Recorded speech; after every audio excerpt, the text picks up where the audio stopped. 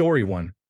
I was on the company jet, a hawker, when we heard a loud bang toward the rear of the plane. On board were the company president, his executive assistant, the chief financial officer, and me. We looked at each other after we caught our breath. We heard the left engine rev up, and the pilots told us we were going to the nearest airport for an emergency landing. When we deplaned, we saw we were missing the right engine. They found it in a cornfield a few days later. Story 2.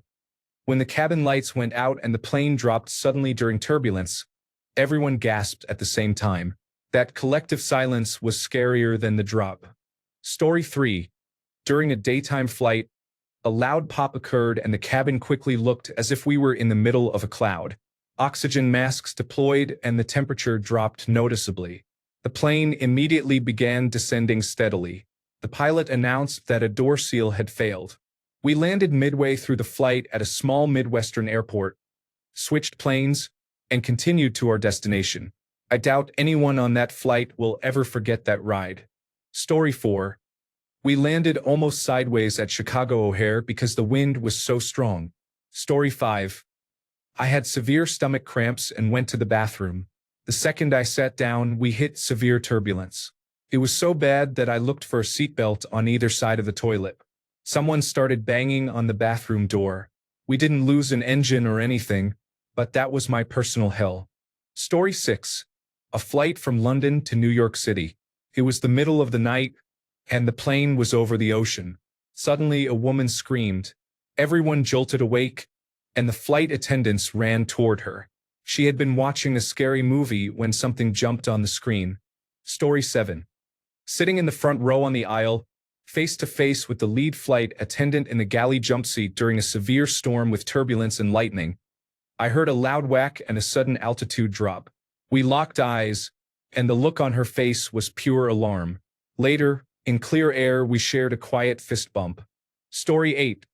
The fire alarm went off while we were over the Rocky Mountains. Turns out a flight attendant burned something in the toaster, but for a second I thought we were going down in flames. Story 9. I've written this here before. I flew from Santiago to Auckland in August. The weather was getting pretty wild and chilly when we left.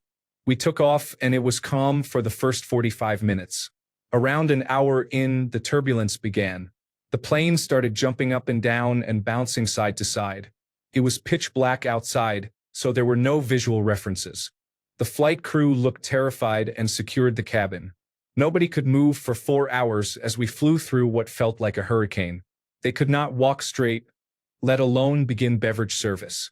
I've flown long haul many times, but this was the one flight that truly frightened me. Being over the Pacific with nowhere to land made it worse. I watched the crew. They are normally very calming, laughing and joking. This time they were visibly panicked, which made things worse. On another flight, from Miami to London, we hit a massive storm. Again, everyone was told to stay seated for hours. I had 2 bottles of whiskey, so my seatmate and I started passing one around.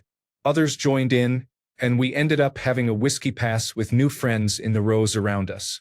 That was actually great fun. Story 10. I used to fly a lot.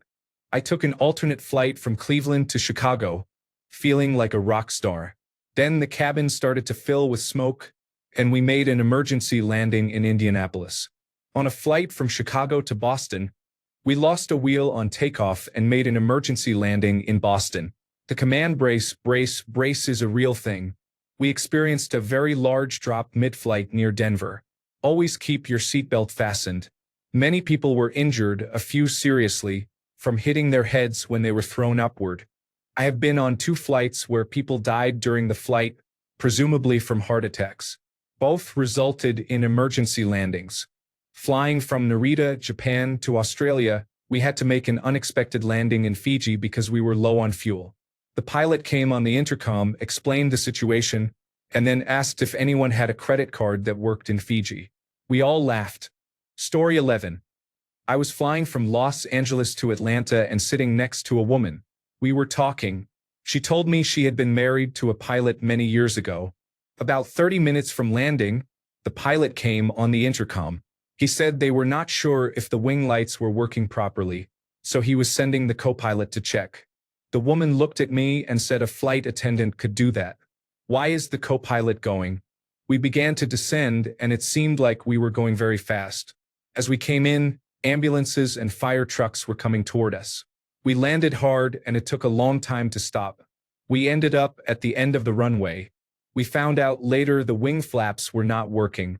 No one was hurt, and we finally got to the terminal. Story 12.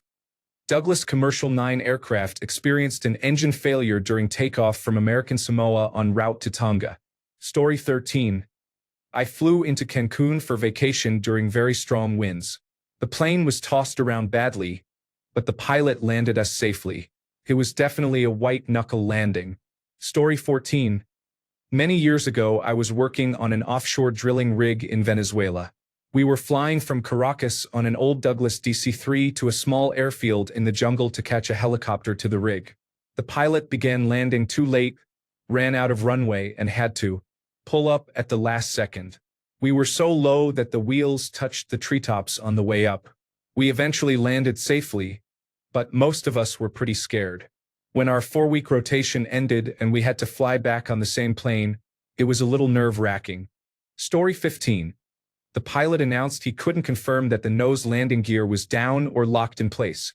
We fastened our seatbelts and placed our heads between our knees as instructed. We spent a few minutes crying and praying. We landed safely to loud cheers and did not need to use the slides.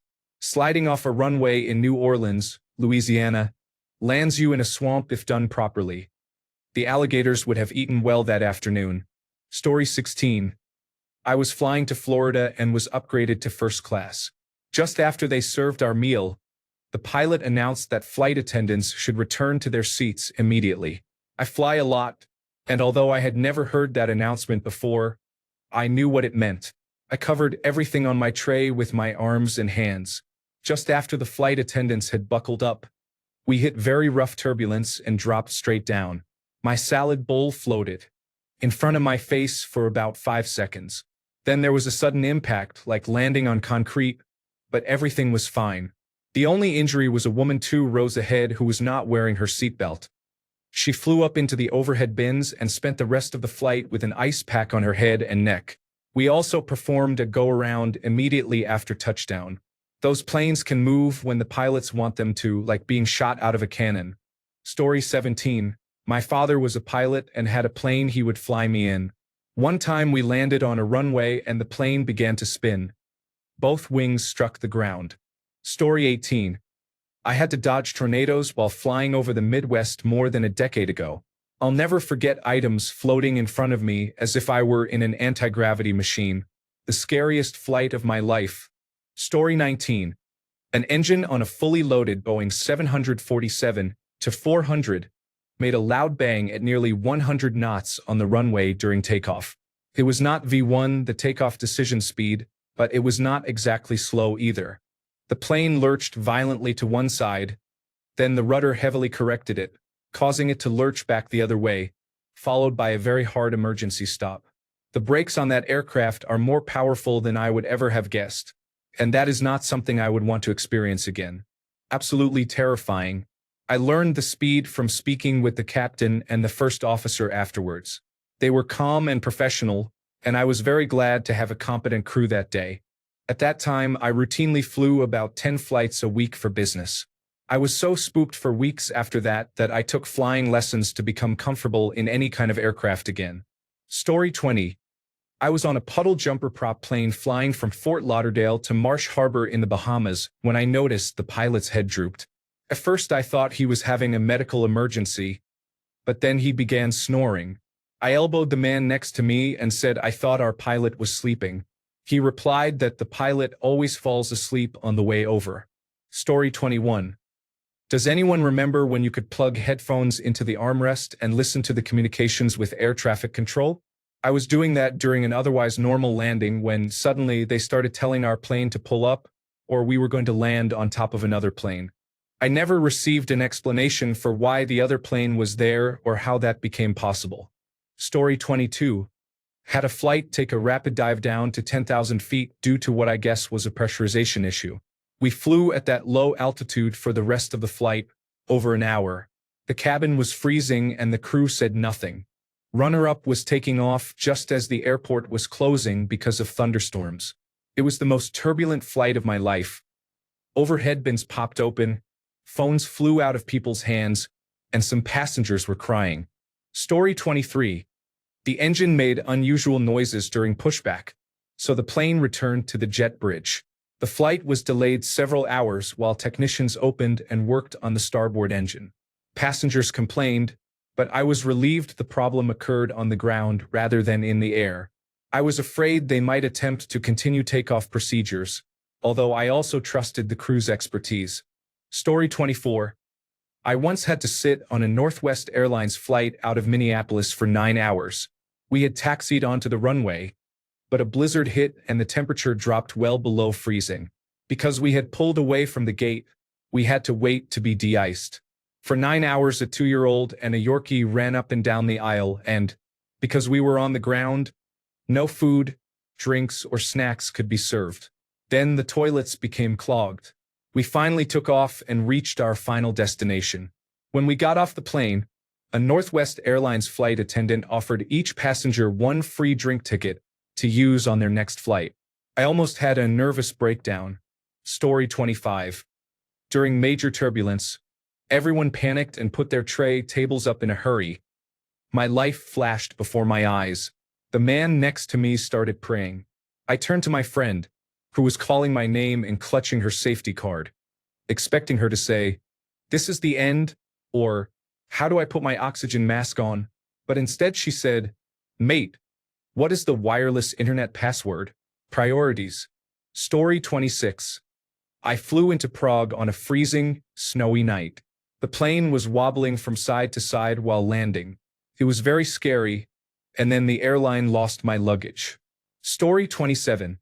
I was returning to Iraq from Qatar on a Lockheed C-130 Hercules military transport aircraft. Everyone was asleep. Suddenly I awoke, feeling weightless. The pilot came over the intercom and asked, "Does anyone know how far this plane can fly with half its engines out? It'll get you to the scene of the crash." After he finished laughing, he told us they had lost half of the engines and were turning back to Qatar. We landed safely 45 minutes later. Story 28. I sat next to a real bank robber. He had been caught and served 5 to 6 years in prison.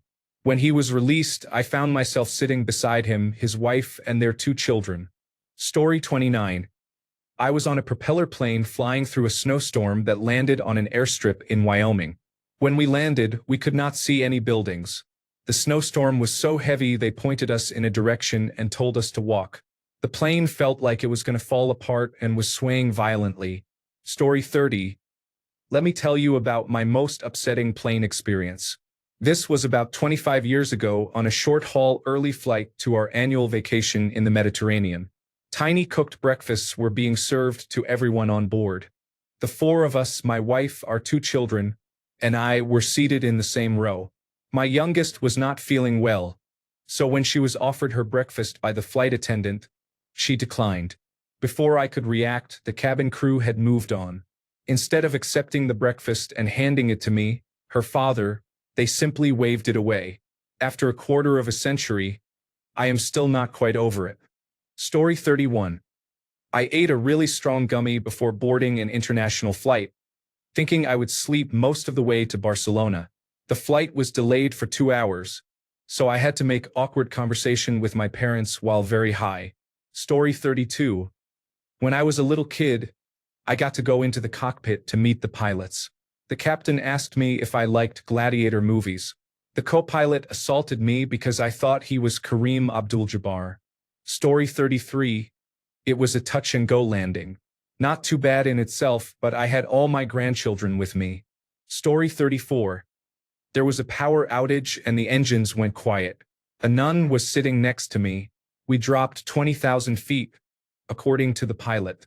I am still alive. Holy fuck. Story 35. While we were landing in Winston-Salem and approaching the runway, I saw a truck on the tarmac. The pilot pulled the plane into a near-vertical climb just in time. We circled and attempted the landing again. Story 36. The right engine caught fire right after takeoff. I looked out at the ground and remembered thinking, how much is this going to hurt? The pilot circled back to the airport and landed safely, but we were all freaked out. It was Allegiant Airlines, by the way. Story 37. This was a flight out of what was then Washington National Airport in the District of Columbia. We were accelerating down the runway when, all of a sudden, the aircraft swerved left onto a taxiway. I was sitting in a window seat on the right side. When we turned, I saw another aircraft had landed on our runway and was headed straight toward us. The pilot turned the plane around and said, "Sorry, that episode was brought to you by the Federal Aviation Administration, which believes it is a good idea to have planes take off and land on the same runway at the same time. We are going back to the end of the runway and will take off."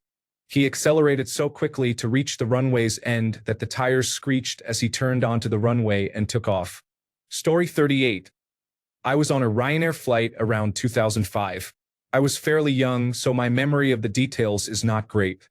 The flight was quiet, with a little turbulence because of a storm, but otherwise we were cruising and watching lightning in the distance. Everything I have read says this is impossible, and I know I am just a random person online, but I swear we were struck by lightning. There was a flashbang inside the cabin. The whole plane jolted as if it hit turbulence, and then there was silence and darkness. It was so quiet I thought I could hear the wind outside, although I am not sure how reliable that part of my memory is. It felt like we lost some altitude in a glide. It stayed like that for a few seconds, but it felt like forever, long enough for people to start panicking because everyone in the cabin began making noise. Then the power came back on, the engine spun back up, and the flight continued normally. I think the pilots announced that they had shut everything off to protect the plane from electrical discharge, but I do not remember exactly what they said. I was more focused on how great it was to hear the engine drone again. I nearly soiled myself. Story 39. I was on a regional jet from Denver to Casper. First, they had taken on too much fuel, so we had to burn some off to make weight. No big deal, I guess. We sat for a long time. The captain said okay, we had burned off enough fuel, but now we had overheated the brakes, so we sat longer and finally departed. I was sitting behind a pilot who was deadheading home, and about halfway through the flight, he pressed his call button. The flight attendant came back, and he leaned in and told her to tell the captain that the leading edges were icing over. She hurried forward, returned, and said the captain already knew. We descended rapidly and landed at a diversion airport along the route. The pilot who was deadheading kept shining a flashlight out the window to watch the leading edges during the descent. It was very unnerving. Other than that, we experienced turbulence. It was not scary, just unpleasant. Story 40. I was flying from Denver to Seattle. Due to really rough turbulence, the plane dropped approximately 5,000 feet in elevation. Some overhead bins opened and people gasped. When the plane stabilized, a repeated chirping sound began. A couple of flight attendants rushed around the cabin to find the source of the alarm. It turned out an 8 or 9-year-old child had blown a whistle when the plane leveled. It had nothing to do with the drop. That chirping, which everyone assumed was an alarm, was the scariest part. My heart was in my throat. I also had another situation flying from Newark, New Jersey to Frankfurt, Germany. Out of the blue, the plane began a very rapid descent while we were flying over England. The pilot announced he was making an emergency landing. The descent was steep and aggressive, but the plane landed smoothly and safely at Heathrow. Everyone was understandably frightened. The pilot later thanked us for our patience and cooperation. It turned out a passenger was having a medical emergency.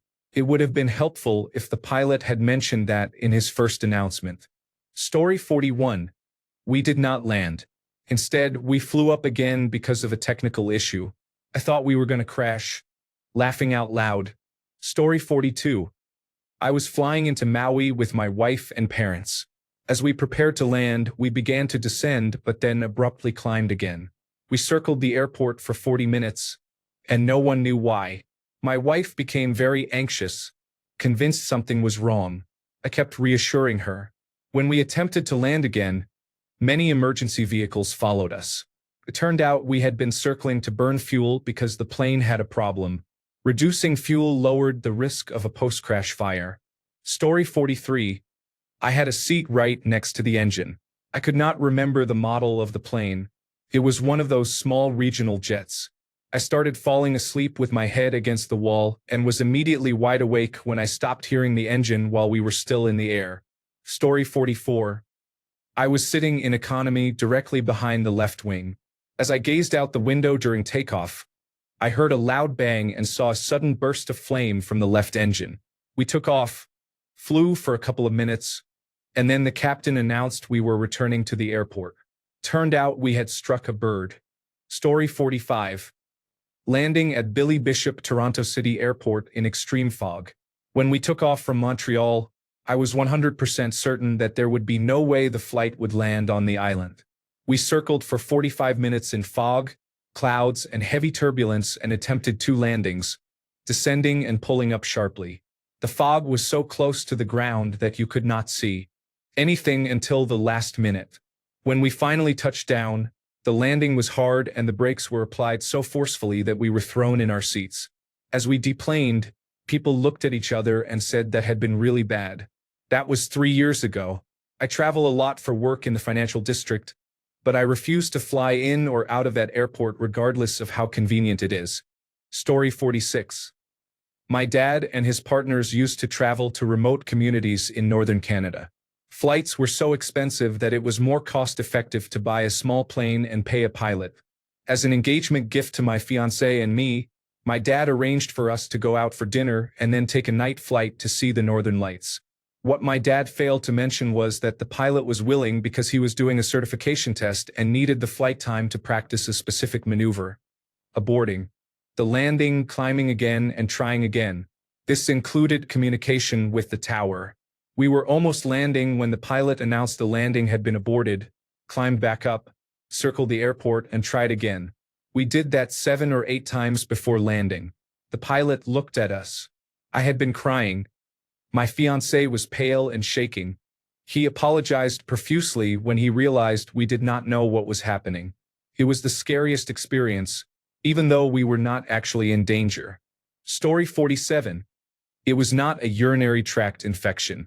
Her appendix ruptured, and we drove to the emergency room as soon as we landed. Story 48. The plane was struck by lightning over the ocean. There was a loud bang, and the plane dropped suddenly.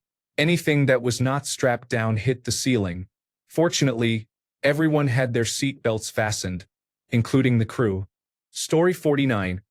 I experienced a go-around at San Francisco International Airport last year on a Boeing 787. I know it is a normal procedure, but as a passenger it felt alarming. We were lined up for landing, about 50 feet above the runway, when suddenly the engine spooled up to maximum thrust, very loudly, and the nose pitched up so steeply that one of the flight attendants tumbled down the aisle. Passengers were frightened, and I was pressed into my seat. Everything was fine afterward, but the pilots did not say anything over the public address system. Later I learned we had been lined up to land on a runway that was closed for renovation and had construction equipment and workers on it. Story 50. I was on a Spirit Airlines flight from Portland, Oregon, to Las Vegas that was struck by lightning twice. I still have nightmares about it. Story 51. We were flying out of New Orleans in the 1990s, trying to beat an approaching hurricane. A little after takeoff, the flight attendants brought out the beverage cart. The plane suddenly dropped. A flight attendant was crushed between the cart and the ceiling and broke her hip and shoulder. I was in a middle seat with my seatbelt on, and 2 girlfriends were on either side. They did not have their seatbelts on. I was able to grab one of them. The other hit her head on the ceiling and needed stitches. We landed, I think, in Tallahassee, were put in a hotel, and then took a bus to Fort Lauderdale. Story 52. Smoke poured into the cabin. We turned around to land and saw all the fire trucks on the runway. Story 53. I was on a flight from Detroit to Los Angeles that had been delayed for takeoff when emergency services started to surround the plane, and we learned there had been a bomb threat. They removed us, searched us, and escorted us back to the terminal while they inspected the aircraft. Lucky me, who, by the way, is terrified of flying, was approached by authorities who said they wanted to speak with me privately. As they took my husband and me to a back area, Everyone on our flight started staring and someone shouted that they had caught the person. I was mortified. It turned out that someone who had missed their flight had called in the threat and described me exactly, accusing me of being the bomber. I do not know whether he had seen me at the airport or if it was a fluke, but fortunately the authorities believed I had nothing to do with it and released me. It was not a comfortable flight to get back on, especially with everyone staring. I tried to get a refund from Spirit Airlines for that flight but had no luck. Story 54. Mine is not as scary as the others, but once a man had a seizure on our flight. What made it worse was a flight attendant pointing and screaming, "Somebody is dying!" as loud as she could when she saw him on the floor. Panic followed. Aren't flight attendants trained to remain calm? Story 55. When I greeted my friend Jack, I was taken down by the air marshal. Story 56. In 2006, I was on a plane from Los Angeles International Airport to New Zealand with a group of about 20 college students, with me among them. I sat next to a man, oddly older than the rest of us, who was a heavily tattooed Texan. After a drink or two, he began peeling the skin off his sunburned head and leaving it on a tray. After 5 weeks traveling together in New Zealand and Fiji, we never became friends. He was right about everything, and that rubbed me the wrong way for some reason. Story 57. Just after touchdown, the plane lurched to the right. I saw the runway start to slide away, then grass outside the window, before the pilot straightened the aircraft. At the door, the crew offered the usual thanks for flying, and I asked if there had been an issue during landing. He chuckled nervously and said that they had a sudden gust of wind. Story 58. While flying home from Japan to California, the plane dropped 3 times in a row. It felt like 20, 30, then 60 feet, and I could not sleep after that. Story 59. I rubbed my eye because I was tired and my contact lens fell out. I put it back in its case and wore one contact lens for the rest of the flight. I had the window seat. Story 60. While departing the Bahamas and ascending to the United States, the plane suddenly lost all power, including lights and engines, for about 2 seconds. Probably fell about 100 feet or so. Everyone became very quiet very suddenly. Story 61. The passenger side door of the private plane opened slightly during takeoff. I was sitting next to it but could not pull it closed. I do not remember anything after that. A horrible cry escaped from my throat. Story 62. 2 flight attendants walked past me toward the cockpit.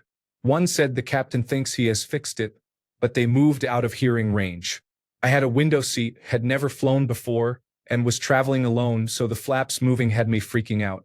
Then I saw a plane heading toward us as if about to collide with us from the side. I was relieved to realize the plane was actually the moon. Story 63. I was in Mexico visiting a mill and we traveled on the company jet. On our way back to Mexico City, the weather turned bad. We could see the pilots struggling before we felt the turbulence. Once it began, it was severe and the plane was thrashed about. We had several sudden drops in altitude and heard the pilots shouting. One of the men with us went to the cockpit and returned ashen-faced.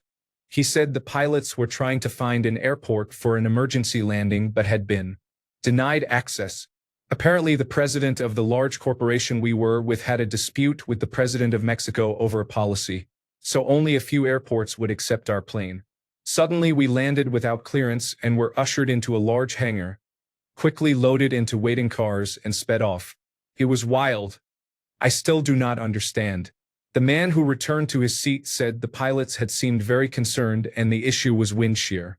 I am so thankful we landed safely. Story 64. Back when Southwest Airlines could not fly directly into Texas and had to land in Oklahoma City, I was on a flight to Dallas. During takeoff, while sitting near the left wing and engine, I heard a thump, saw feathers around the engine, and the cabin smelled like fried chicken. We had to turn around, land, and find a new plane. Story 65. I was taking off on a regional jet for a flight I had taken many times before. When we did not make a regular turn after takeoff and stopped climbing, I knew something was wrong. Then a loud thumping noise and vibration ran through the cabin. The plane finally made a sharp turn but stayed low before. A second thump and heavier vibration. We learned later, after 45 minutes of flying to burn fuel and an emergency landing, that the landing gear would not retract and the pilot was concerned it was no longer locked while extended. We landed safely and there was applause, but it was frightening for a while. Story 66. I was on a flight when the pilot announced over the public address system that if there was a pilot or someone who used to be a pilot on board, they should ring their call bell. Someone did and was escorted to the cockpit. I was sitting next to a woman with a small child.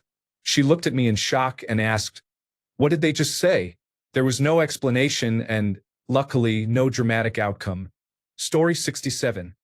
Flying into Denver a long time ago, the pilot aborted the landing at the last minute. He announced over the public address system that by then passengers would have surmised the landing had been aborted. We circled until the weather improved. Flying into Denver on a small plane in the mid-1960s, the aircraft was struck by lightning and lost an engine. We landed in Colorado Springs and were bused to Denver. Story 68. I was flying from Houston to Toncontín International Airport in Tegucigalpa, Honduras in 1994. That airport, now closed, was notorious for its extremely short runway in the mountains. At the end of the runway, the land dropped off into the capital city. As we flew over the Gulf of Mexico, the pilot left the cockpit, walked back to my row over the wing, and leaned to look out the window.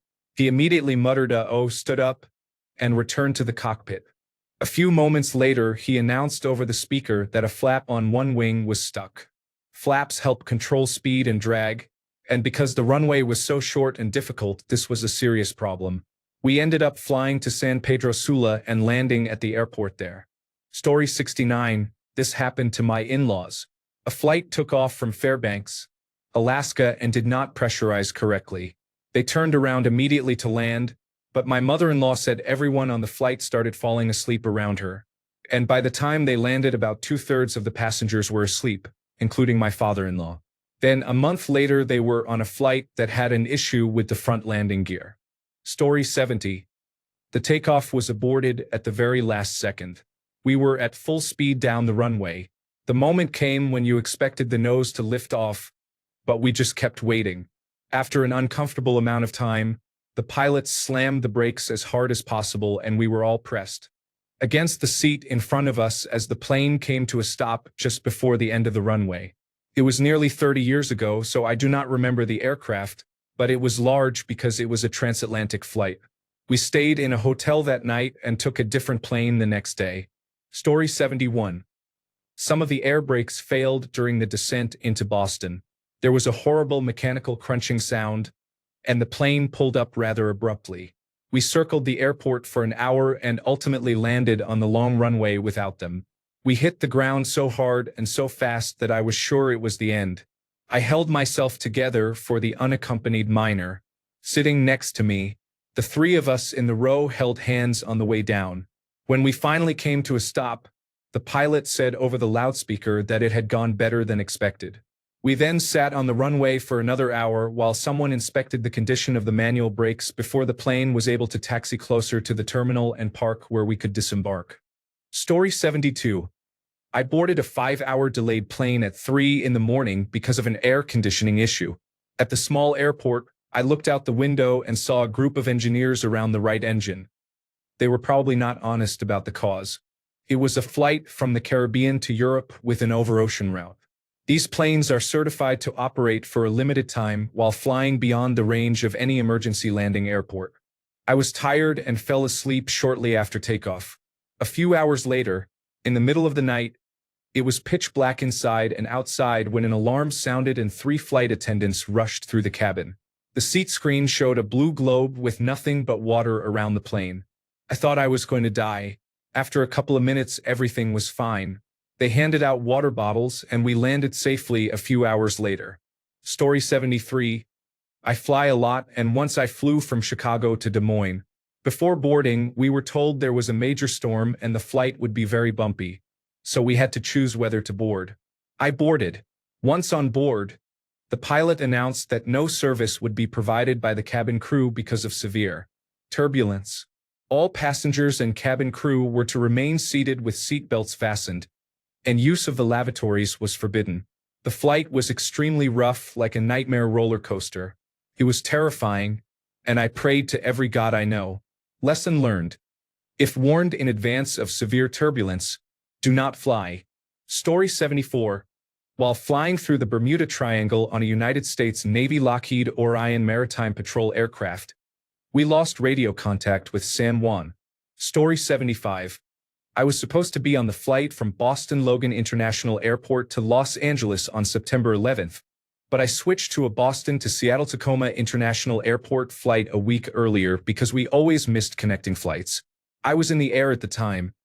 I used the lavatory next to another passenger and thought, wow, this man just shaved off a huge beard. He was wearing a blue shirt. Story 76. I was relaxing on the plane when it suddenly dropped a few thousand feet because of a lightning strike. Let's just say the plane was not the only thing wet that night. Story 77. I experienced one on a commercial flight. We were within view of the runway and had to abort the landing because of wind shear. I have experienced a few on a friend's private plane. Story 78. When the pilot announced to the control tower that a senior officer was aboard, I was on the flight as we landed in a hostile zone with the lights out to reduce the chance of a successful rocket attack. Story 79. Just after takeoff, the pilot announced that we needed to land because of a hydraulic failure. He said there were 2 backup systems, and the plane seemed fine during the landing. It was still unsettling. Story 80. We took off and the fire alarm went off, but I did not hear it because I was wearing headphones. I knew something was wrong when I became very lightheaded after the sharp turn back to the airport. Overall, it was not that bad compared to other people's experiences, especially since we landed quickly and boarded another plane. It made me afraid to fly for a few years. Story 81. Flying into Hamilton, Ontario, the plane had almost touched down when, without warning, it accelerated and climbed back into the air for a couple of extra loops around the airport before we could land. Story 82. My cousin Walter masturbated in public once. True story. He was on a plane to New Mexico when, suddenly, the hydraulics failed. The plane started spinning out of control, so he decided it was all over, pulled out his genitalia, and began masturbating right there. All the other passengers took a cue from him and started doing the same. They were all masturbating, plunging toward their certain doom, when suddenly the hydraulics kicked back in. The plane righted itself and landed safely. Everyone put their genitals or whatever away and disembarked. No one mentioned the incident to anyone else. Story 83. I had a bomb scare at Dubai Airport in the 1980s. I did not realize there was a problem until we landed and were moved away from the terminal. Armed security arrived. We sat on the plane for hours before being escorted to the main terminal. We received no food or drinks, and every shop was closed.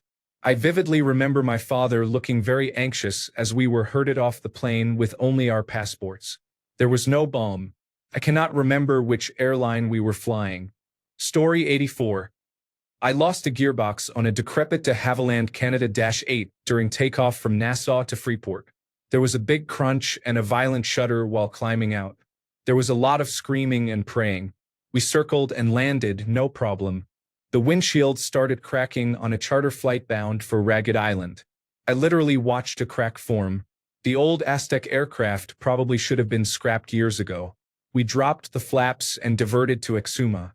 I flew from Amgeras to N'Djamena in the back of a Chadian military Lockheed C-130 Hercules. It was so hot they had the rear ramp down. There were a couple dozen locals and me. The pilot gave me a lift back to my hotel. Story 85. I don't fly often, but I have been flying more recently. On a trip from Minneapolis to San Francisco, approaching the Bay Area, our landing began to feel a little off.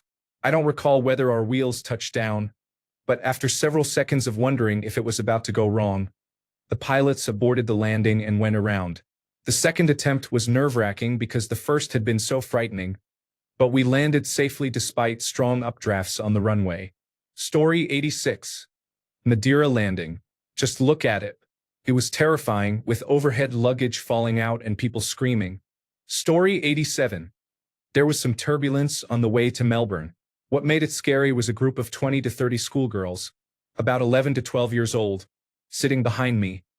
One wore a grade 6 t-shirt at baggage collection, and they all screamed bloody murder. Story 88. Prague, 1990.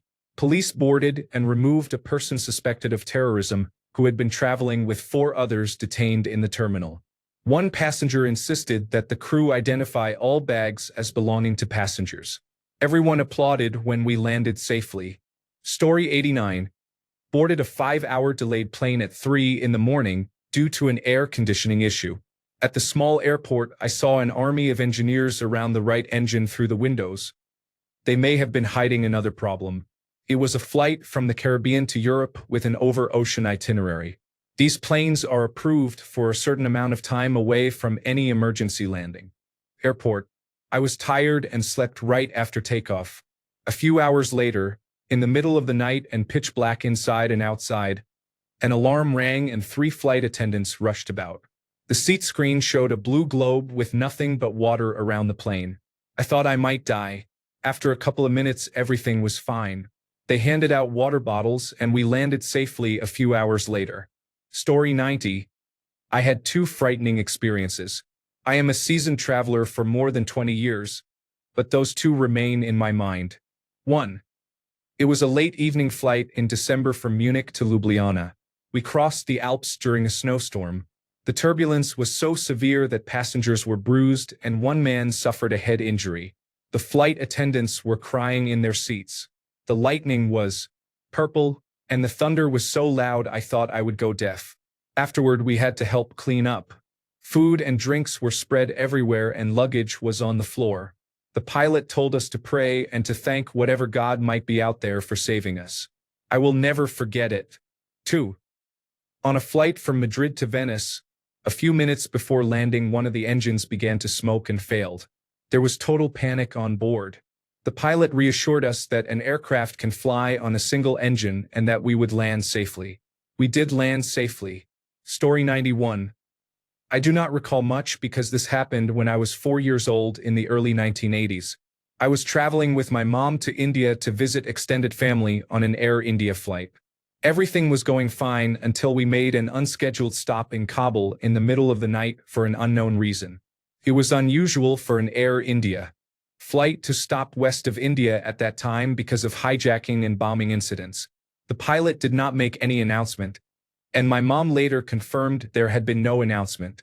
The stop lasted about 3 hours, and we had to remain on the plane. Several men in traditional Afghan clothing boarded and stood at intervals in the aisles watching everyone. I remember feeling scared. My mom told me to stay quiet, and everyone on the plane was awake but silent. It was very cold because they kept opening and closing the forward door, and there were few lights outside, just the runway and an empty expanse of land. Then, as quickly as they had boarded, they left and we continued our journey. I still have no idea what it was about. My mom confirmed my memory was mostly correct but did not know the reason. She said she asked the flight attendants but received no information. I have tried to look it up over the years without success. It remains a very creepy and bizarre memory. Story 92. We were about to touch down at Ontario International Airport when we returned to the air and made a sharp turn. We circled the area for 30 minutes before landing again. The pilot did not say a word. A flight map was included. Story 93. I had blue hair while working as a flight attendant.